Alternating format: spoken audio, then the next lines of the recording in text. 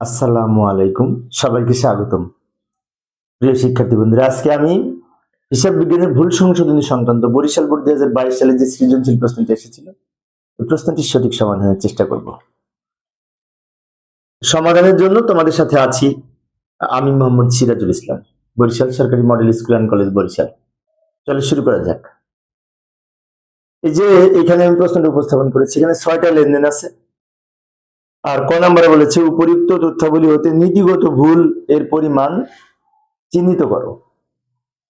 তো নীতিগত ভুলের পরিমাণ চিহ্নিত করে তার পরিমাণ নির্ণয় করতে বলেছে। নীতিগত ভুল কাকে বলে সেটা আগে তো জানা উচিত। নীতিগত ভুল হচ্ছে মূলধন জাতীয় ব্যয়কে মুনাফা জাতীয় ব্যয়ের মধ্যে লেখা, অথবা মুনাফা জাতীয় কোনো লেনদেনকে মূলধন জাতীয় লেনদেনে লিপিবদ্ধ করা। এভাবে হিসাব বিজ্ঞানের নীতি অমান্য করে যে ভুল হয় সেগুলো নীতিগত ভুল। এখানে আমরা লক্ষ্য করে দেখতে পাই, এই যে 1 নং যন্ত্রপাতি ক্রয় হিসাবে লিখেছি। তো যন্ত্রপাতি ক্রয়টা হচ্ছে মূলধন জাতীয়, ক্রয়টা হচ্ছে মুনাফা জাতীয়। তো মূলধন জাতীয়কে মুনাফা জাতীয়ের মধ্যে অন্তর্ভুক্ত করেছি, এটি কিন্তু নীতিগত ভুল। আবার এই যে এখানে 4 নং মেরামত খরচ 2700 টাকা যন্ত্রপাতি হিসেবে লেখা হয়েছে। তো মেরামত খরচ মুনাফা জাতীয়, মেরামতে না লিখে যন্ত্রপাতিতে লিখেছি, এটাও কিন্তু নীতিগত ভুল। এই দুটো ক নম্বরের উত্তর। তো আমরা এখানে তাহলে লিখবো যে নীতিগত ভুলের পরিমাণ নির্ণয়, এই 1 নং যন্ত্রপাতি ক্রয় হিসাবে ডেবিট করা হয়েছে 20,000 টাকা। আবার যন্ত্রপাতি মেরামত ব্যয় যন্ত্রপাতি হিসাবে লেখা হয়েছে 2700 টাকা, দুটো যোগ করে 22,500 টাকা, 700 টাকা। একটু দ্রুত লিখলাম সময় সেভ করার জন্য। উত্তর কিন্তু এইটুকু। এটা উদ্দীপকের 2 লাইন আমি নিয়ে এসেছি, যে 2 লাইন নীতিগত ভুল। নীতিগত ভুল একটি বিষয় খেয়াল রাখবো, মূলধন জাতীয়কে মুনাফা জাতীয় অথবা মুনাফা জাতীয়কে মূলধন জাতীয় ব্যয় হিসেবে যদি আমরা লিখি, আয় বা ব্যয়, তাহলে সেটা নীতিগত ভুল। অনেক সময় যদি এরকম হয় আসবাবপত্র ক্রয় যন্ত্রপাতি হিসেবে লেখা হয়েছে, এটাও তো ভুল। এবং আসবাবপত্র ক্রয় যন্ত্রপাতি হিসেবে লেখা আছে, এটা কিন্তু নীতিগত ভুল হবে না, কারণ আসবাবপত্র এবং যন্ত্রপাতি দুইটার মধ্যে ভুল হয়েছে। আসবাবপত্র মূলধন জাতীয়, যন্ত্রপাতিও মূলধন জাতীয়। তাহলে মূলধন জাতীয়র মধ্যে যদি ভুল হয় সেটা কিন্তু বেদাখিলার ভুল। মুনাফা জাতীয়র মধ্যে যদি ভুল হয় তাকে বলে বেদাখিলার ভুল। বাট মূলধন জাতীয়কে মুনাফা জাতীয়কে মূলধন জাতীয় যদি লিখি, সেটাকে বলা হয় নীতিগত ভুল।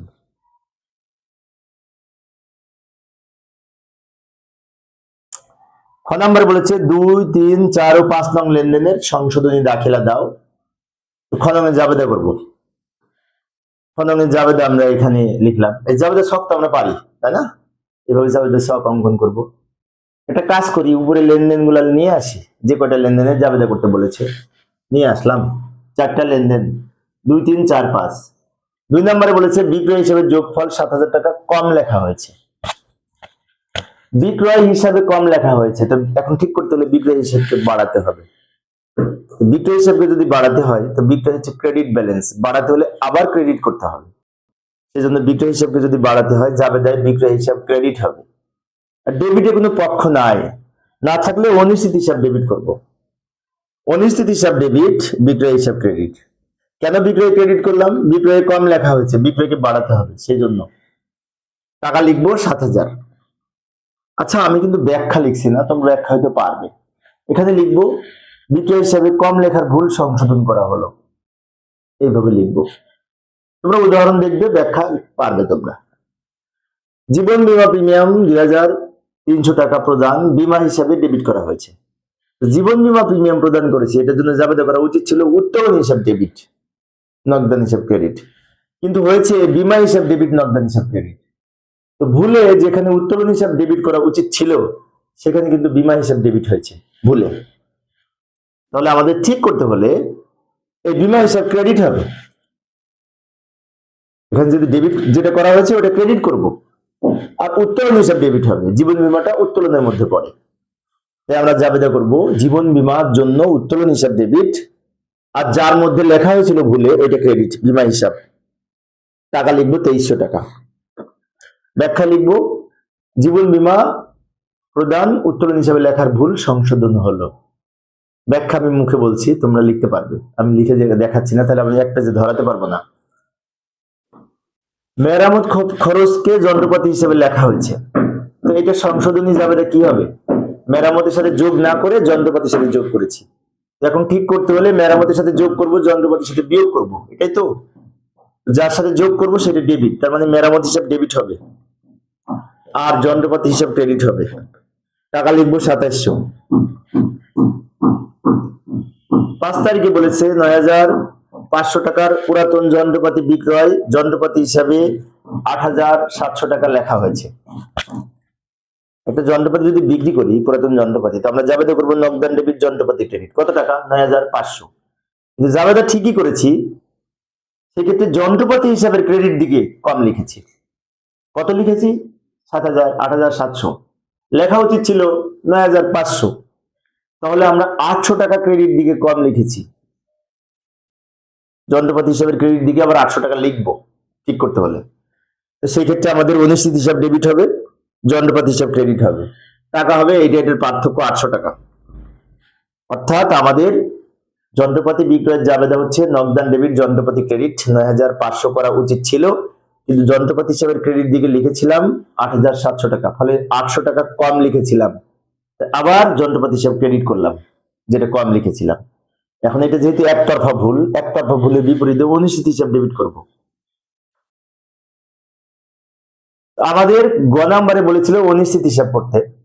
অনিশ্চিত হিসাবের ক্ষেত্রে এখানে এই জাবেদার মধ্যে দুইটা জাবেদায় অনিশ্চিত হিসাব আছে, 2 আর 5, আর একটা 6 নাম্বার লেনদেন আছে, সেটা আছে কিনা দেখতে হবে। তো যাই হোক, এই দুইটাতে কিন্তু অনিশ্চিত হিসাব ডেবিট। তো আমরা যখন অনিশ্চিত হিসাব করব তখন এই জাবেদা আমাদের হেল্প হবে। গ নাম্বারে অনিশ্চিত হিসাব করতে বলেছে, অনিশ্চিত হিসাব মানে খতিয়ান করতে হবে। তাহলে অনিশ্চিত হিসাব নামে যখন খতিয়ান খুলবো তখন কিন্তু এই যে দুইটা জাবেদায় অনিশ্চিত হিসাব আছে, এই দুইটা জাবেদা অনিশ্চিত হিসাব ডেবিট দিকে লিখবো এত টাকা, নাম লিখবো বিক্রয় হিসাব। আবার অনিশ্চিত হিসাবে ডেবিট দিকে লিখবো এত টাকা, নাম লিখবো যন্ত্রপাতি হিসাব। খতিয়ান তো আমরা পারি, তারপরে আমি করে দেখাচ্ছি। যাই পরের পেজে খতিয়ান করি। গণনা বলেছে অনিশ্চিত হিসাবের যে ক্রেডিট যে 4800 টাকা ধরে অনিশ্চিত হিসাব তৈরি করো। এখানে অনিশ্চিত হিসাব করা হবে, জাবেদা দুইটা অলরেডি করেছি। আর 1 নং এ কি বলেছে? এখানে অনিশ্চিত হিসাব হবে না, প্রদেয় হিসাবে এত টাকা তার হিসাবে লেখা হয়নি, এটা অনিশ্চিত হবে। প্রদেয় হিসাবে প্রদান করা হয়েছে এত টাকা, তার হিসাবে লেখা হয়নি, মানে কি? আমাদের জাবেদাটা এখন করা উচিত প্রদেয় হিসাব ডেবিট, অনিশ্চিত হিসাব ক্রেডিট। প্রদেয় হিসাবকে আমরা প্রদান করেছি কিন্তু তার হিসাবে লেখা হয়নি, মানে প্রদেয় হিসাবে ডেবিট দিকে লেখা হয়নি। এখন লিখবো, লেখার জন্য জাবেদা করব প্রদেয় হিসাব ডেবিট, অনিশ্চিত হিসাব ক্রেডিট।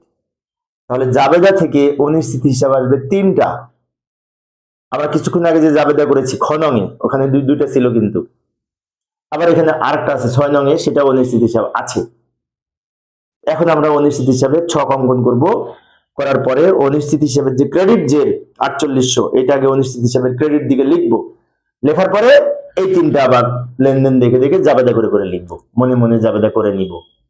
যাই, এই যে নিশ্চয় এইটুকু সমাধান। উপরেরটা উদ্দীপকের যে 3টা লেনদেন অনিশ্চিত রিলেটেড, অনিশ্চিত হিসাব সম্পর্কিত, সেই 3টা লেনদেন নামে উপরে লিখে রাখলাম। এটা দেখে দেখে আমাদের এটা করতে সুবিধা হবে। প্রথমত কি করব, ওই যে ব্যালেন্স আছে একটা 4800 ক্রেডিট ব্যালেন্স, ওইটা লিখবো। ব্যালেন্স বিডি বলে 4800, এই জের ক্রেডিট দিকে লিখবো, কারণ প্রশ্নে বলা ছিল ক্রেডিট জের। এখন অনেক শিক্ষার্থীর মনে হতে পারে এই ক্রেডিটে লিখবো না, না এই ক্রেডিটে লিখবো জাবেদা থেকে। জের যদি থাকে ব্যালেন্স বিডি বলে সরাসরি জেরের ঘরে লিখে দিব।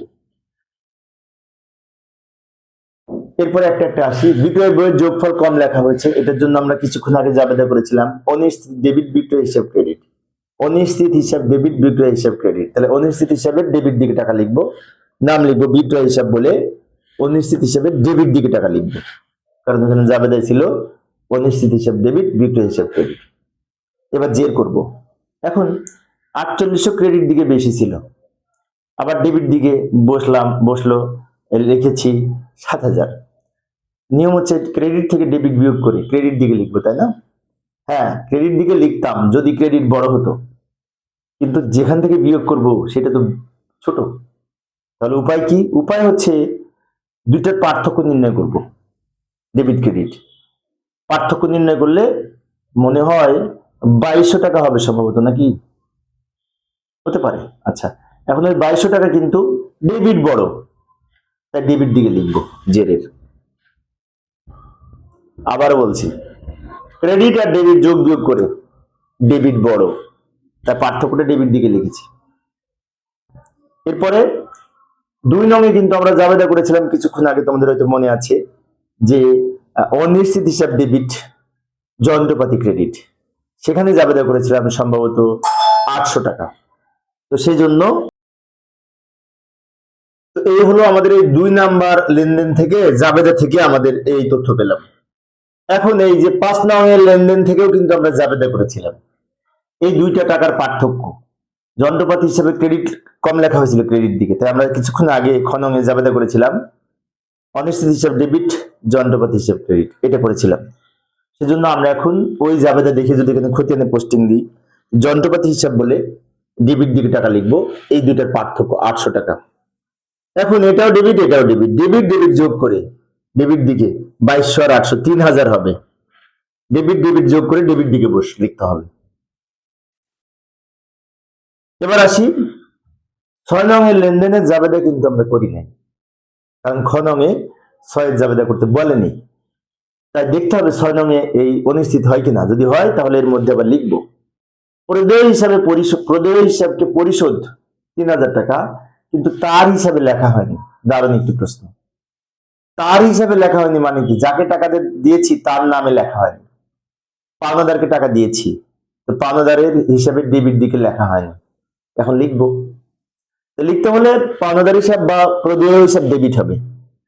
আর এটা একদিকের ভুল, যেহেতু বলেছে তার হিসাবে লেখা হয়নি, তাই এটি একদিকের ভুল। একদিকের ভুল হলে বিপরীতে অনিশ্চিত হবে।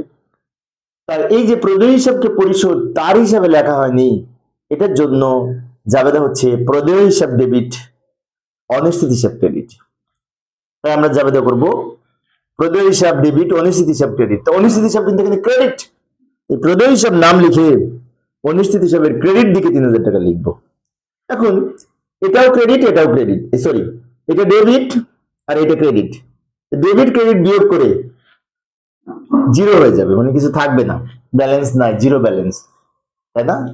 এবং আমরা জানি অনিশ্চিত হিসাবে জের সাধারণত জিরো হয়, কারণ একটি নির্দিষ্ট সময় পরে অনিশ্চিত হিসাবের ভুলগুলো সংশোধন করার মাধ্যমে অনিশ্চিত হিসাব বাতিল করা হয়। যে বাতিল করার জন্য যে জিরো করা হলো, তাই অনিশ্চিত হিসাবকে অস্থায়ী হিসাব এবং সাময়িক হিসাব বলা হয়। এই ছিল আজকের আলোচনা। প্রিয় শিক্ষার্থী বন্ধুরা, আমি শিক্ষার্থীদের অনুরোধ অবশ্যই অল্প অল্প করে আলোচনা করি, যাতে শিক্ষার্থীরা বোরিং ফিল না করে। পরের ক্লাসটি দেখার আমন্ত্রণ রইল। খোদা হাফেজ।